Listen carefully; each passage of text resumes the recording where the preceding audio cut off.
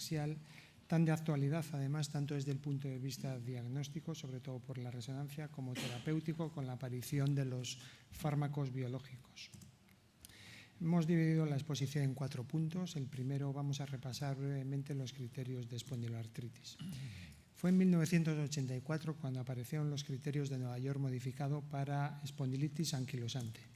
En ellos ya tenía la radiología una gran relevancia, siendo imprescindible la presencia de sacroilitis radiológica bilateral al menos grado 2 o unilateral grado 3 o 4.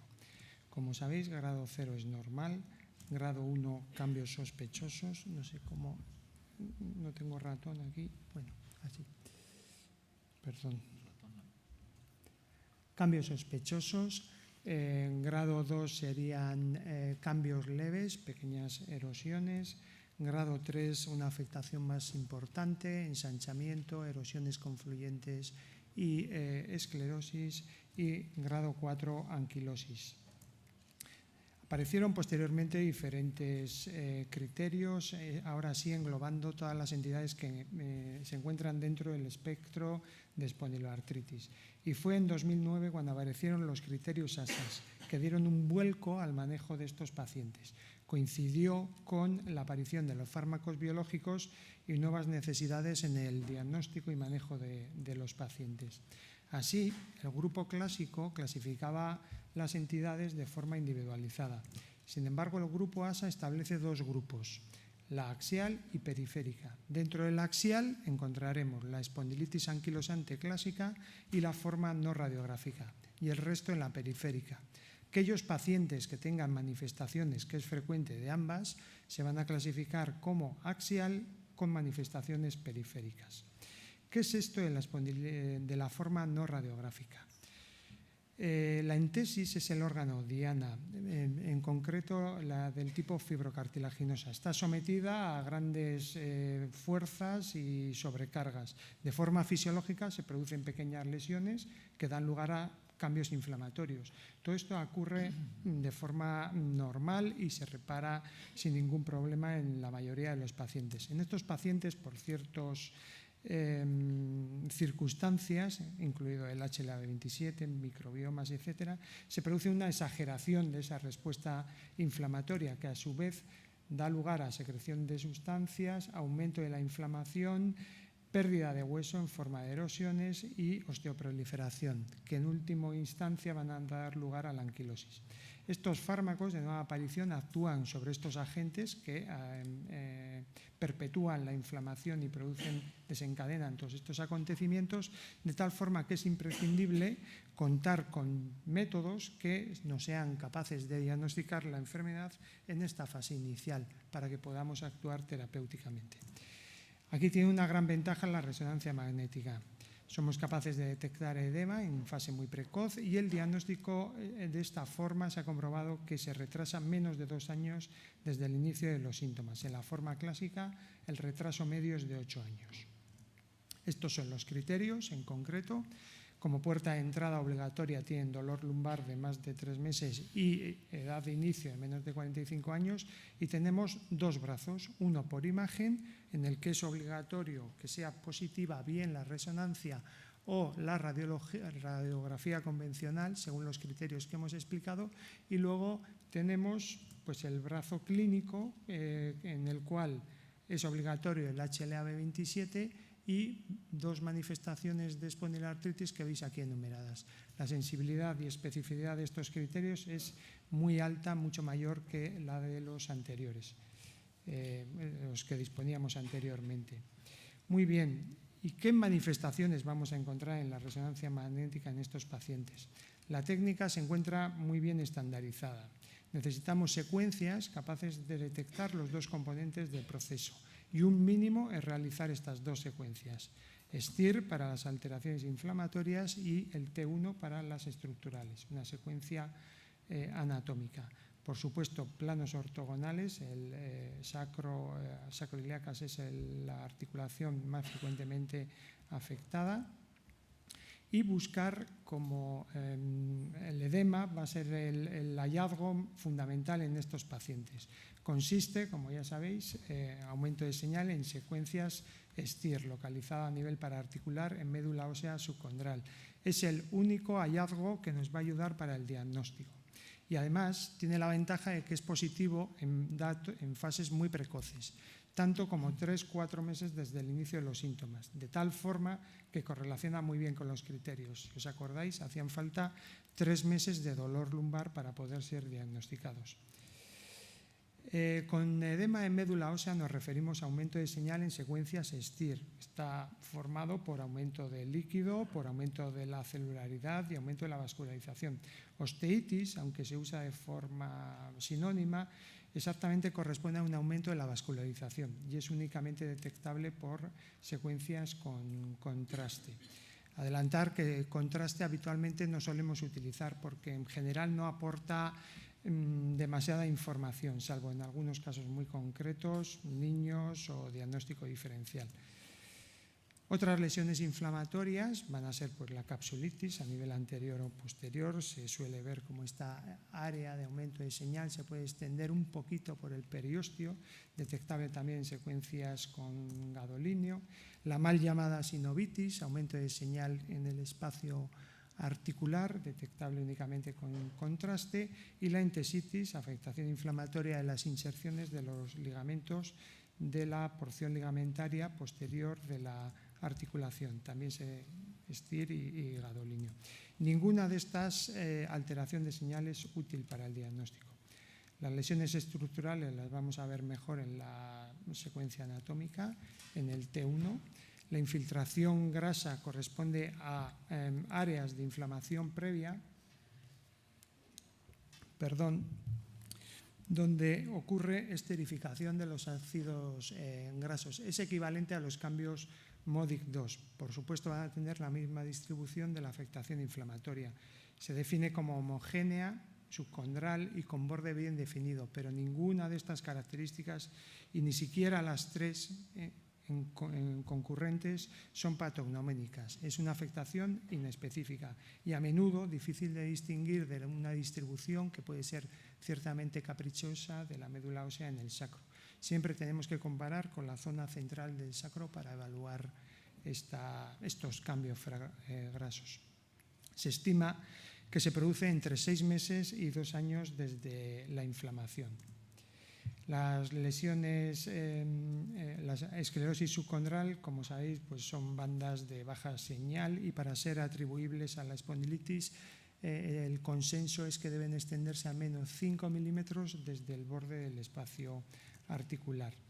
Las erosiones tan características de esta entidad son defectos óseos en los márgenes articulares y se estima que se pueden detectar por resonancia magnética entre 2 años y 2 y medio desde el inicio de la clínica. En esta ocasión sí nos solemos ayudar de técnicas adicionales. Nosotros en concreto utilizamos secuencias 2D para facilitar su detección. T1 con supresión grasa es totalmente una buena técnica también. En su evolución por confluencia producen pseudoensanchamiento y este curioso fenómeno llamado de backfill, que no es más que tejido metaplásico producido por esta actividad destructiva. Queda ahí tejido que tiene tendencia a calcificar y en última instancia va a dar lugar a la anquilosis con formación ósea a través de la articulación. Bueno, las mismas manifestaciones con ciertas peculiaridades aparecen en la columna. Es un sitio muy rico en entesis, luego muy frecuentemente afectado también. Y además, muy importante porque tiene mucha mayor relevancia funcional que la afectación en sacroiliacas.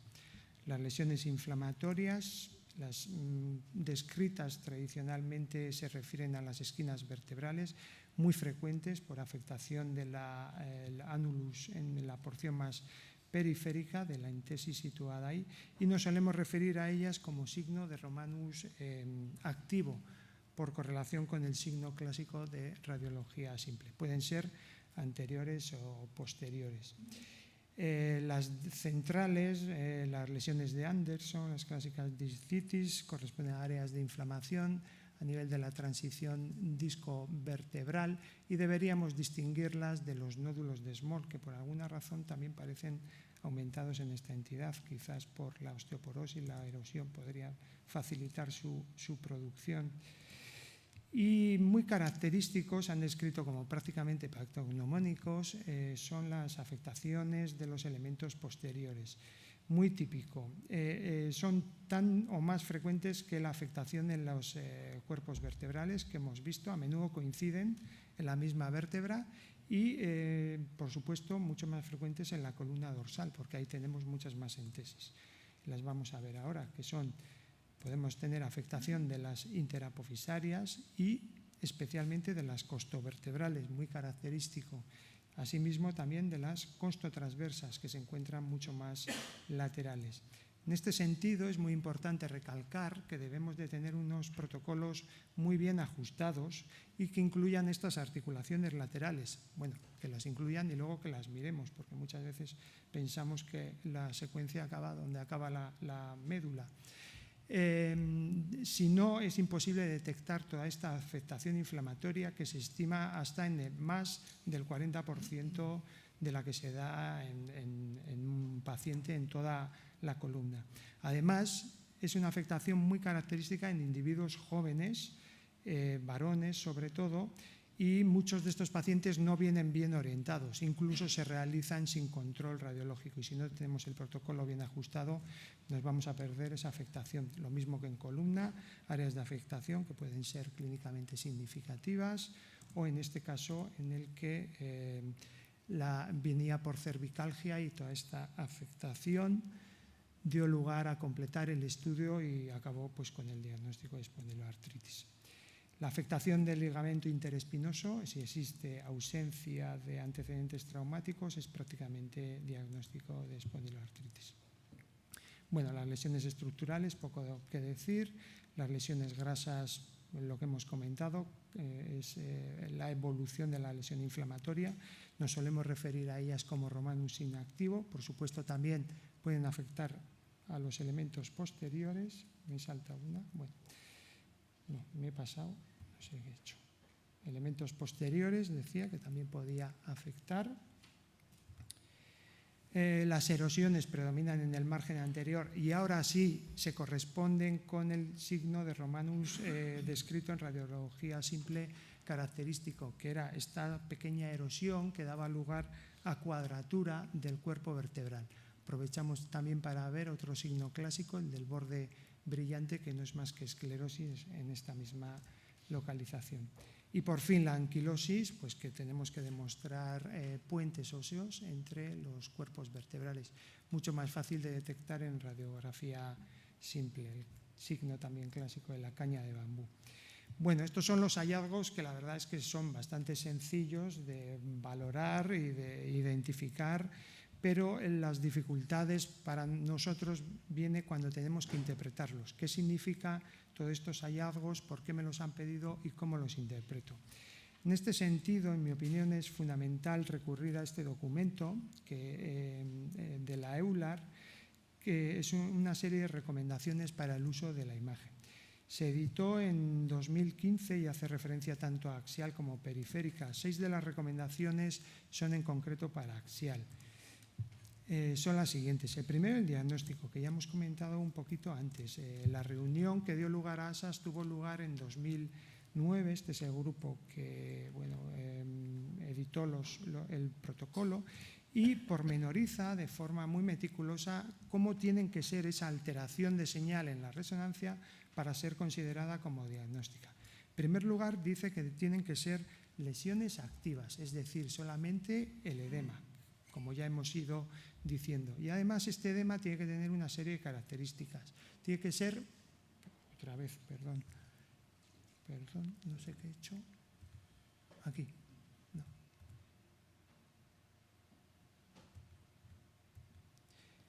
Tiene que ser, decía, muy característico, de distribución sub o paraarticular, subcondral o paraarticular, ¿de acuerdo? Y ninguna de las otras lesiones inflamatorias que hemos descrito, ni siquiera las estructurales, pueden ser consideradas para el diagnóstico. Ninguna de ellas es suficiente para el diagnóstico. Además, nos cuantifica también de forma muy detallada qué cantidad de edema tenemos que tener. Y nos dice que en un corte tiene que haber al menos 2 lesiones.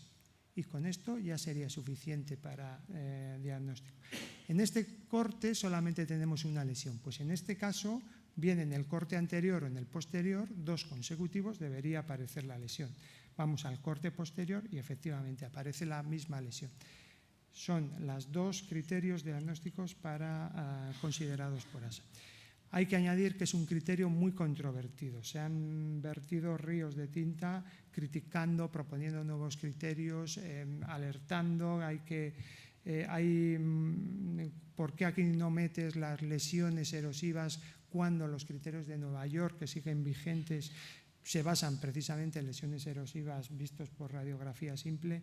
Bueno, al respecto de esto, comentar, sin entrar en profundidades, que estos criterios se revisaron, se reunió el grupo, bueno, el grupo ya veis que ha aumentado significativamente, hay más radiólogos también ahora, y se reunieron en 2016 y llegaron a la conclusión de que con la evidencia que tenemos actualmente no hay datos para cambiar este protocolo, que tenemos que seguir igual, que no está claro que las lesiones estructurales tengan que formar parte de los criterios. Sin embargo, sí es interesante que hacen ciertas apreciaciones y la más interesante es que en casos dudosos nos podemos ayudar de esas lesiones estructurales e incluso de afectación inflamatoria en otras localizaciones que decíamos que bueno, no son diagnósticas, pero pueden ayudar y pueden justificar el diagnóstico.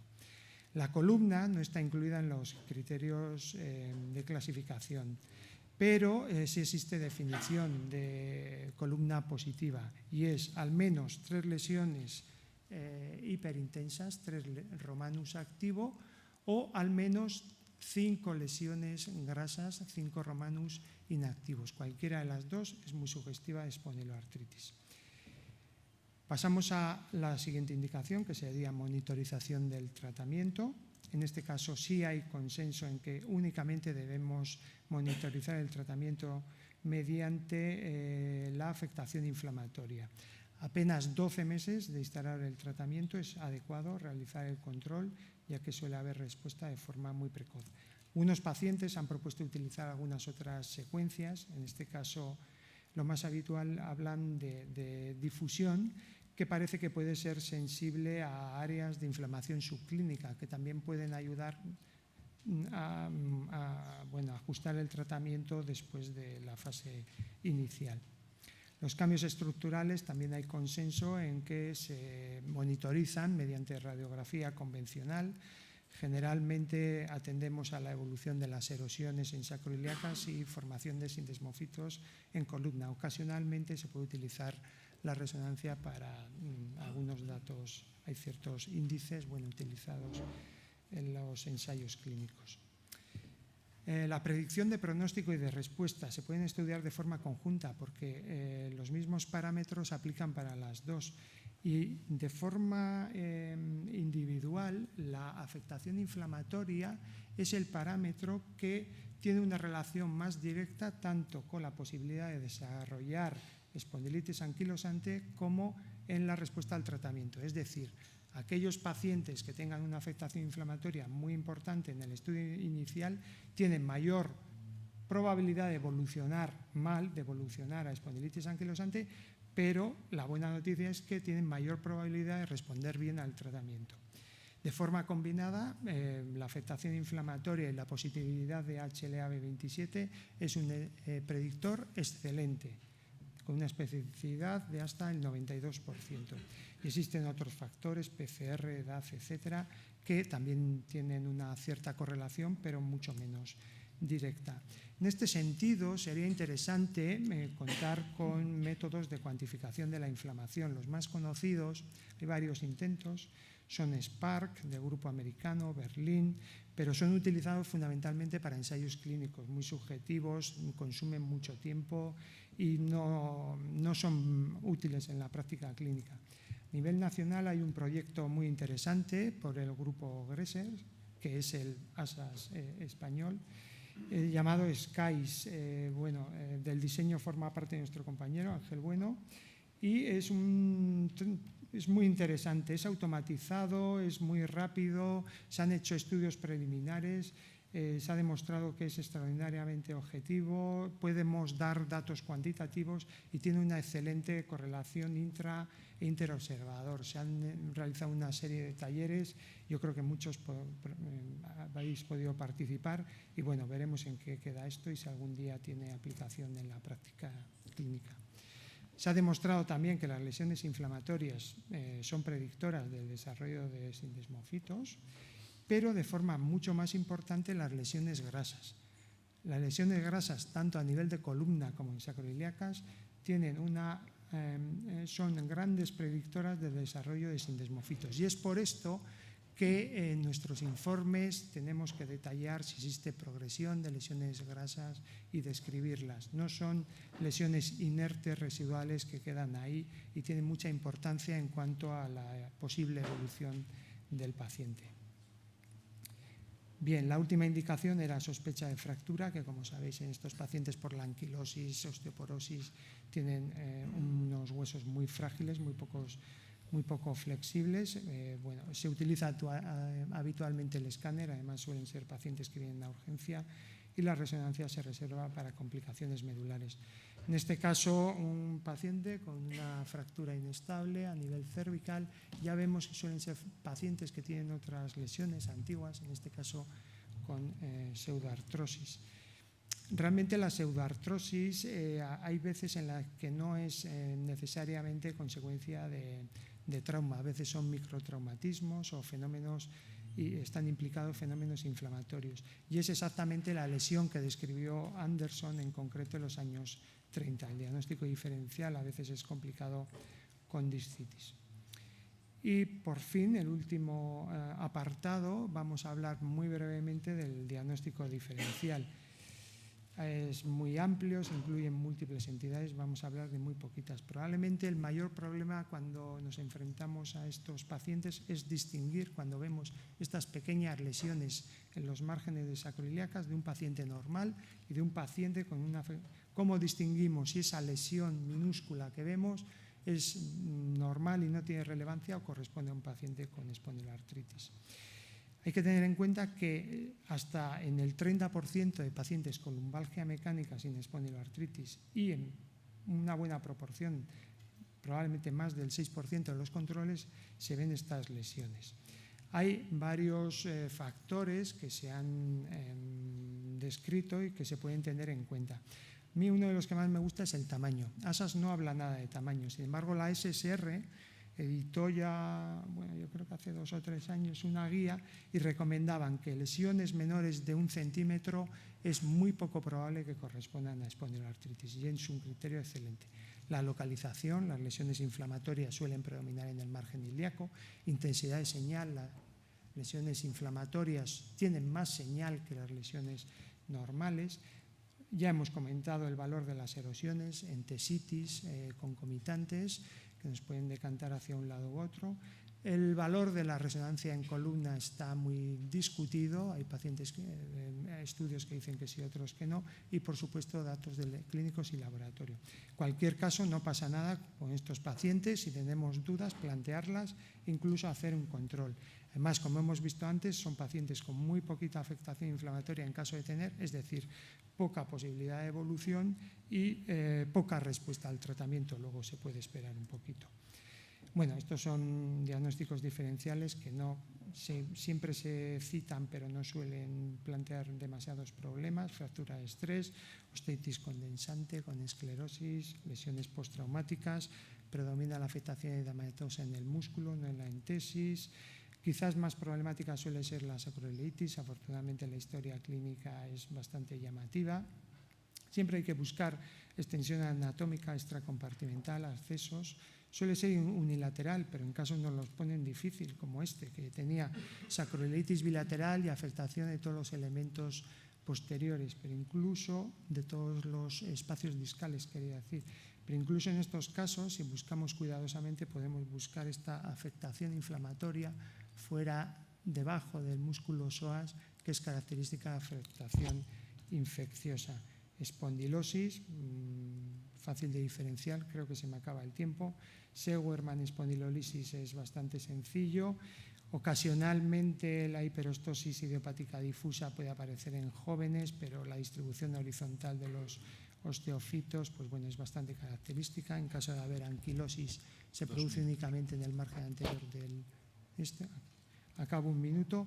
Y este es el último caso. Quizás lo más difícil es el SAFO, que además comparte ciertas similitudes con la espondiloartritis.